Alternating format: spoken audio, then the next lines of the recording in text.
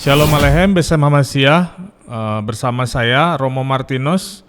Saya melayani di Parokia Ipapandi di Bogor, di Gereja Ortodoks Indonesia, dan pada hari ini saya akan memberikan pengajaran tentang musik Bizantin. Ya, sebelum kita mempelajari musik Bizantin, saya pada sesi ini ingin memperkenalkan dulu apa itu musik Bizantin. Musik Bizantin adalah sebuah seni mengidung atau psaltic art ya, yang memiliki karakter monofonik yang digunakan di dalam gereja ortodoks tradisi Yunani. Nama musik Bizantin itu sendiri sebenarnya juga kurang tepat ya, karena kita tahu penduduk Bizantin itu adalah penduduk dari Kekaisaran Romawi Timur. Mereka nggak pernah menyebut dan menamai diri mereka sendiri sebagai orang-orang Bizantium gitu ya, nggak pernah. Mereka menyebut mereka sebagai orang-orang Roma atau Romei dalam bahasa Yunani. Dan mereka menyebut seni musik mereka bukan sebagai musik Bizantin, tetapi sebagai psaltiki techni atau teknik bermazmur. Musik Bizantin memiliki beberapa karakter ya. Yang pertama, bersifat kapela. Kapela itu maksudnya adalah murni menggunakan vokal manusia tanpa ada iringan alat musik sama sekali. Itu yang pertama. Yang kedua, bersifat monofonik, yang berarti hanya ada satu melodi tunggal dengan tambahan nada pengiring yang disebut sebagai ison.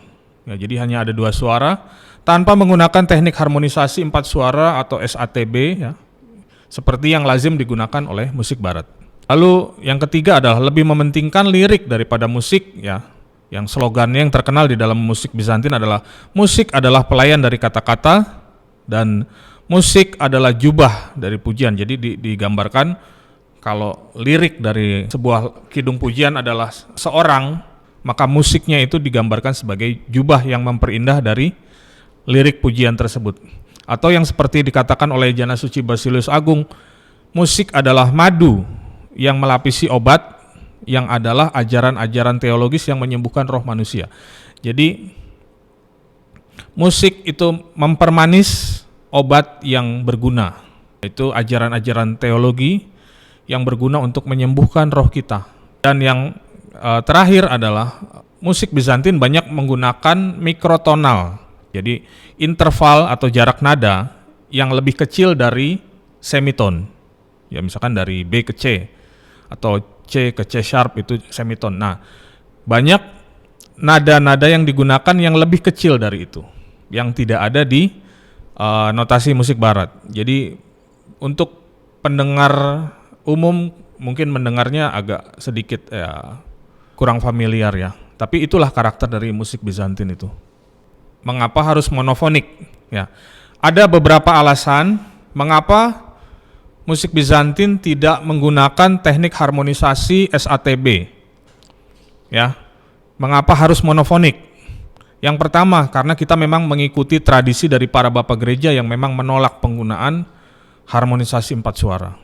Misalnya Jana Suci Yohanes Chrysostomos yang berkata bahwa sama seperti hanya ada satu suara yang keluar dari satu mulut manusia, demikianlah kita seharusnya memuji Tuhan hanya dengan satu suara. Ya. Lalu yang kedua, mengapa harus monofonik adalah karena musik monofonik memudahkan umat untuk mengerti lirik dan makna dari lagu dengan lebih jelas.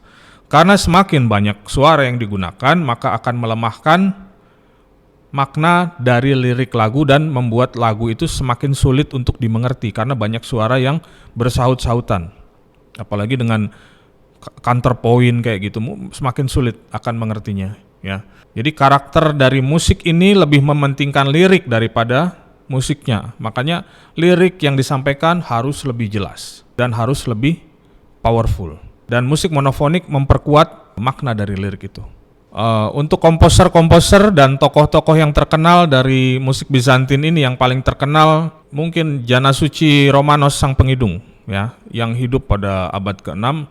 Beliau adalah seorang himnografer atau penulis himne ya, yang menulis sangat banyak sekali kidung. Karya beliau yang masih ada, yang masih kita miliki adalah yang paling terkenal 85 Kontakion. Lalu tokoh yang kedua adalah Jana Suci Yohanes Damaskus yang hidup pada abad ke-7. Beliau terkenal sebagai seorang apologet ya, dan seorang pembela ikon yang gagah berani. Dan mungkin juga kita nggak tahu kalau beliau juga adalah seorang komposer handal. Beliaulah yang pertama kali membuat kodifikasi dan notasi standar yang digunakan dalam musik Bizantin. Dan yang ketiga adalah Yohannes Papadopoulou Koukouzelis yang hidup pada abad ke-13.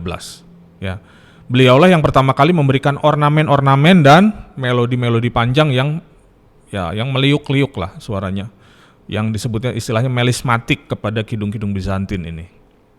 Ya, demikianlah perkenalan singkat kita ya dengan genre musik Bizantin ini.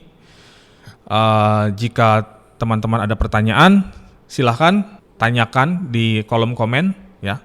Nanti kita akan bahas. Terima kasih. Shalom Aleichem B'Shem HaMashiach.